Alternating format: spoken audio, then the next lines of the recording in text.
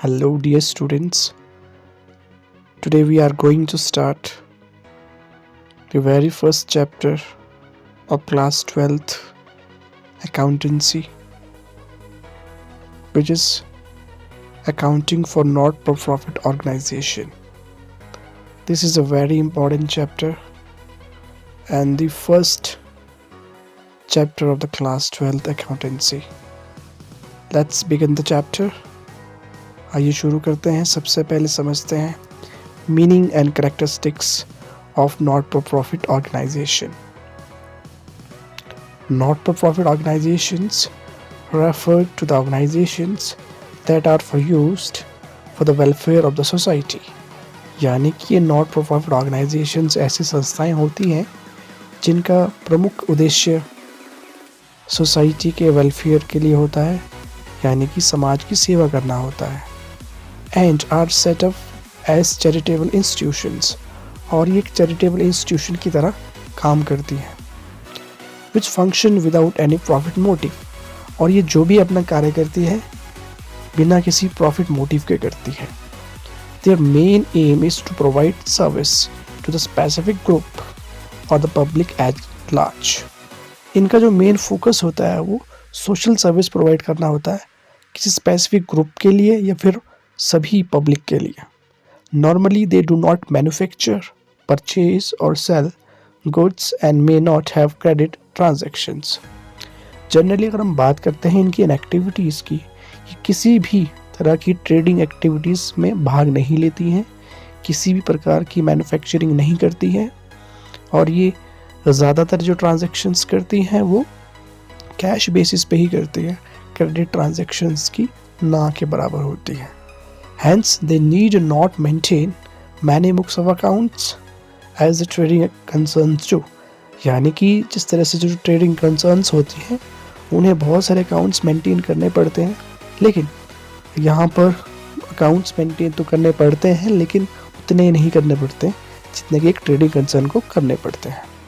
And trading and profit and loss account, यानी कि वही चीज़ कह रहा है कि trading and profit and loss account वही बनाएंगे जो ट्रेडिंग कंसर्न होते हैं।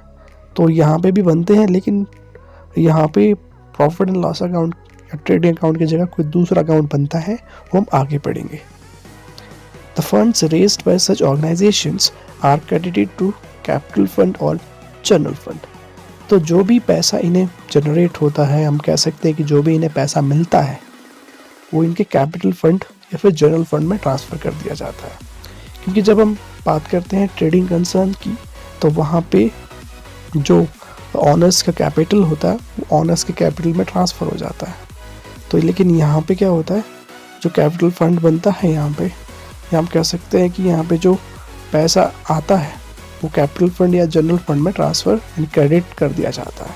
और उनके जो मेजर सोर्सेज हैं इनके इनकम के वो सब्सक्रिप्शंस होते हैं, जिसे हम हिंदी में चंदा कहते हैं। मेंबर्स से डोनेशंस हो गया, ग्रांट्स जो गवर्नमेंट से रेगुलर इंटरवल्स में मिलते रहते हैं, और इन्वेस्टर्स से जो इनकम मिलता है, ये इनके मेन सोर्सेज होते हैं। और भी बहुत सारे सोर्सेज होते हैं, लेगेसीज होती हैं, लाइफ मेंबरशिप फीस होती है, एंट्रांस फीस होती है। तो ये सभी क्या है, इनके सोर्सेज हैं इनकम के। The main objective of keeping records in such organisations is to meet the statutory requirement and help them in exercising control over utilisation of their funds.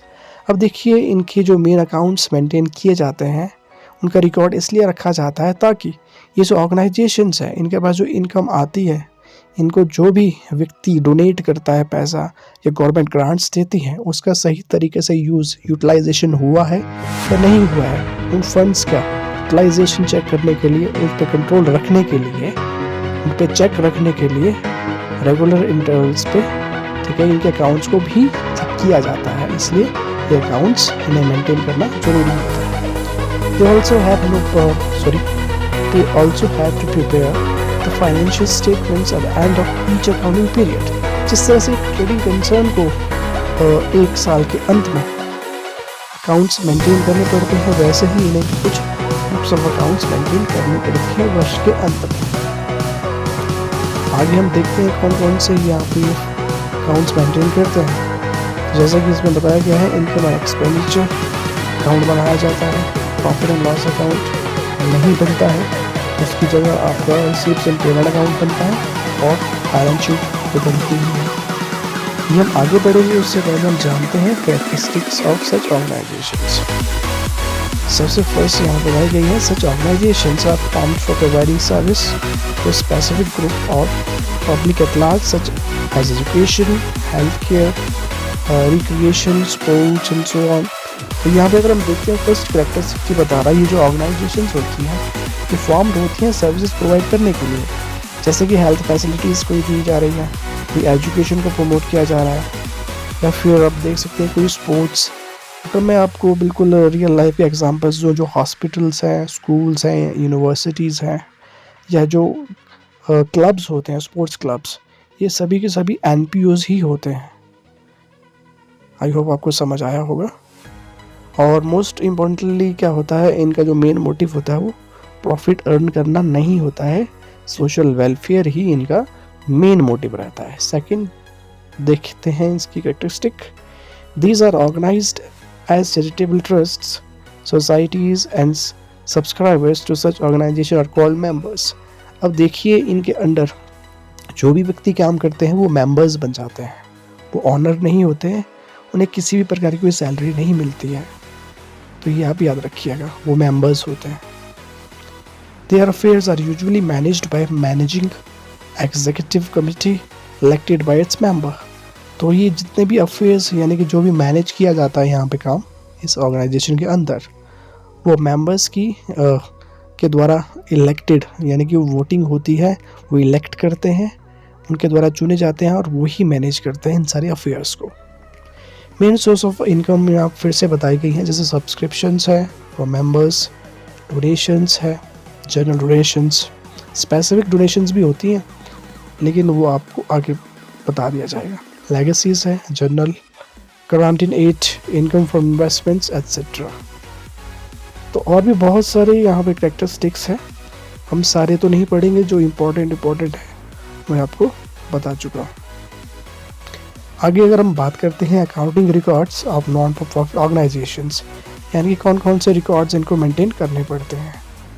As stated earlier, normally such organizations are not engaged in any trading or business activities। जैसे कि हमने पहले भी बात कर लिया है कि भाई ये जो नॉट फॉर प्रॉफिट ऑर्गेनाइजेशंस होती हैं ये किसी भी प्रकार की ट्रेडिंग एक्टिविटीज़ में पार्टिसिपेट नहीं करती हैं, कोई मैन्युफैक्चरिंग का काम नहीं करती हैं, ट्रेडिंग का काम नहीं करती हैं, लेकिन फिर भी इनको अपने रिकॉर्ड्स मेंटेन करने पड़ते हैं। The main sources of their incomes are subscriptions from members, donations, financial assistance। ये सारी चीज़ आपको मैं पहले बता चुका हूँ, इनके sources of income क्या होते हैं। Most of the transactions are in cash or through the bank। और ये भी मैं आपको बता चुका हूँ कि इनकी मोस्टली जो ट्रांजेक्शन्स होती हैं वो कैश बेसिस पे होती है या फिर थ्रू बैंक के होते हैं। These institutions are required by law to keep proper accounting records and keep proper control over the utilization of their funds।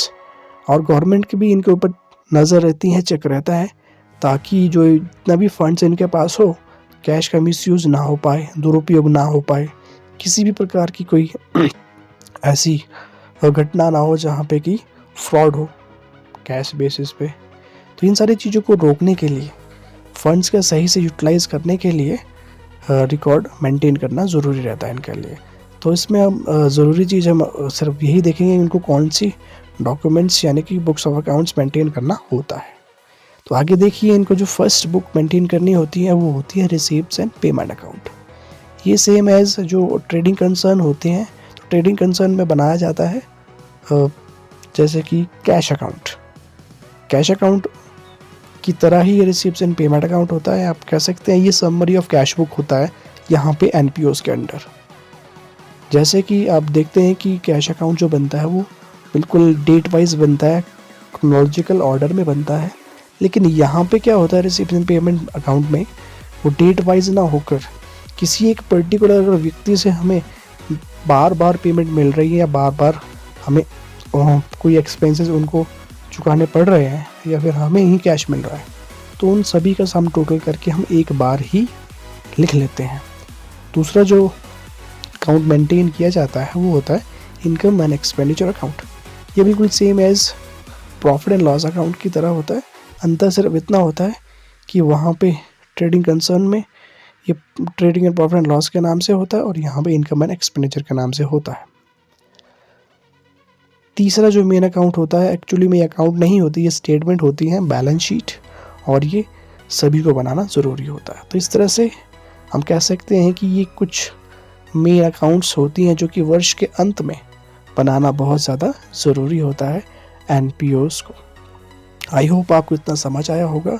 आज की वीडियो को हम यहीं पे समाप्त करते हैं और आने वाली आगे की वीडियोस में हम receipts and payment account, income and expenditure account, balance sheet के फॉर्मेट को देखेंगे, उनके अंडर आने वाले सभी मेन आइटम्स को देखेंगे और किस तरह से उन्हें मेंटेन किया जाता है, उन सभी प्रोसीजर्स को आने वाली वीडियोस में पढ़ेंगे। तो आई होप आपको इतना समझ आया होगा। आपको वीडियो अच्छी लगी हो तो प्लीज़ लाइक करें, सब्सक्राइब करें चैनल को, और आने वाले समय में आपको इस तरह की और भी वीडियोस मिलेगी और मैं आपको पूरा सिलेबस कवर करवाने वाला हूँ। Thank you.